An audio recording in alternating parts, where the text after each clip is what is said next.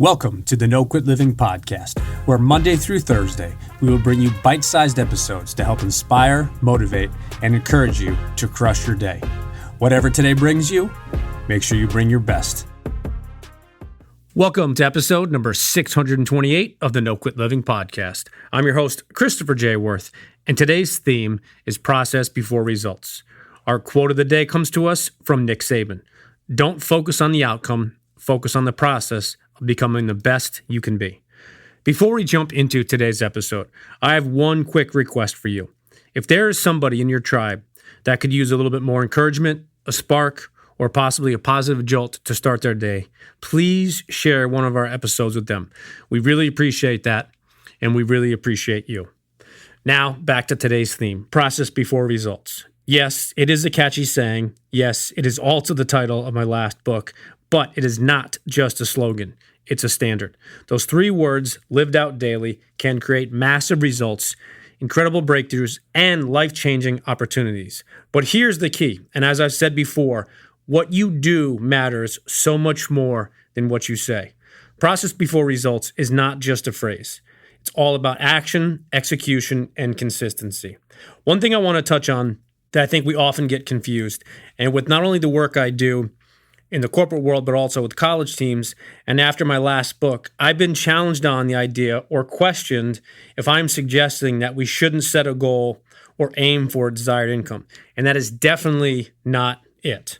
Zig Ziglar famously said, you cannot hit a target you cannot see, and you cannot see a target you do not have. You 100% need to clearly define your goal or your target, and you need to see it and feel it, but also you need to truly want to achieve it. The next step is that you need to reverse engineer those steps. You need to take your process on how you're going to get there. Still seeing and feeling that desired end result, but then focusing your attention, effort, and energy on those small steps that you'll have to take every single day. The results you want are always the byproduct. The process is the actual blueprint. At its core, it's about putting your energy, focus, and effort into a specific plan of attack, which is your process. You can't control every outcome, but you can control your actions today. You do control your inputs. Chasing results creates frustration. Committing to the process builds consistency. Look at dynasties in sports. They're all built on process. Nick Saban, Bill Belichick, these coaches aren't obsessed with the scoreboard. They're obsessed with the details. It's been said that John Wooden didn't scout his opponents. Why? Because he knew that he couldn't control them. Instead, he poured all of his focus into the things his team could control, the fundamentals, the daily habits, the small details.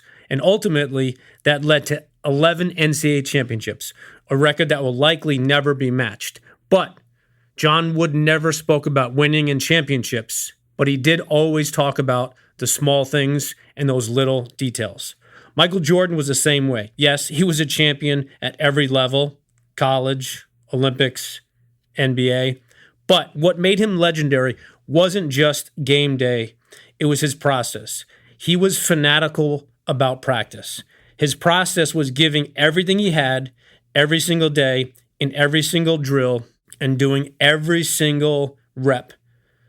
His process was to get better every single day individually and also to help his team get better. He was a phenomenal champion because his process was absolutely top-notch. The greats don't talk about results. They demand execution of fundamentals every single day. They have their process and they follow it.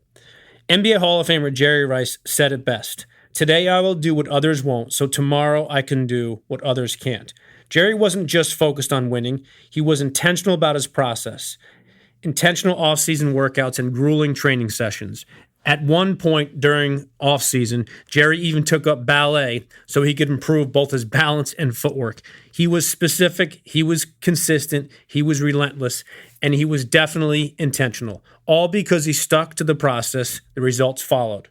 3 Super Bowls, Hall of Fame induction, and the title of greatest wide receiver of all time came because Jerry Rice had a very specific process. Now let's flip it.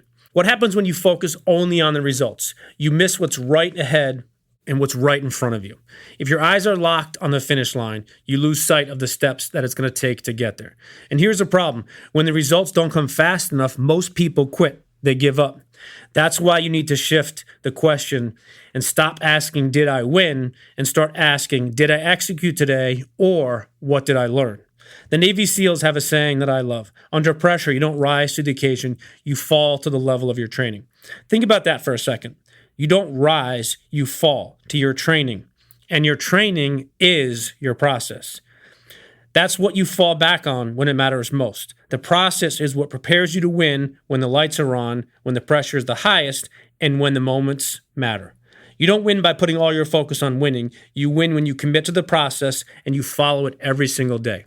That is where process before results proves itself. Small wins build belief, and that belief builds momentum. And momentum is more powerful than motivation because momentum actually pulls you forward. Small wins lead to huge victories. And when you follow your process today, it matters. When you follow your process tomorrow, it compounds. Do it week after week, month after month, and what once seemed impossible is now within reach. 2 months ago, you may have looked at a goal and thought, there's no way. But by sticking to your process step by step, you get closer until today you can see the finish line. I would like to share a quote with you from the former coach, player, and owner, George Halas. Nobody who ever gave his best regretted it. Think about that quote for a minute. Within the last month or two, and especially because you are listening to this podcast, I am very confident that there was at least one time you gave your absolute best effort. Maybe it was a workout, maybe it was a presentation, maybe it was a practice, a game, or even a difficult conversation. You might not have gotten the result you wanted, but you didn't regret it because you honored the process. You showed up, you gave your best, and you were 100% able to look in that mirror with confidence, knowing that you left it all out there. This brings me to one of my favorite analogies, the stonecutter's credo. When nothing seems to help, I go and look at the stonecutter, hammering away at his rock, perhaps 100 times without as much as a crack showing in it. Yet, at the 101st blow, it split into two. And I know that it was not the last blow that did it, but all that had gone before that. That's process before results. If you swing the hammer once and expect the rock to split, it doesn't, you're going to quit.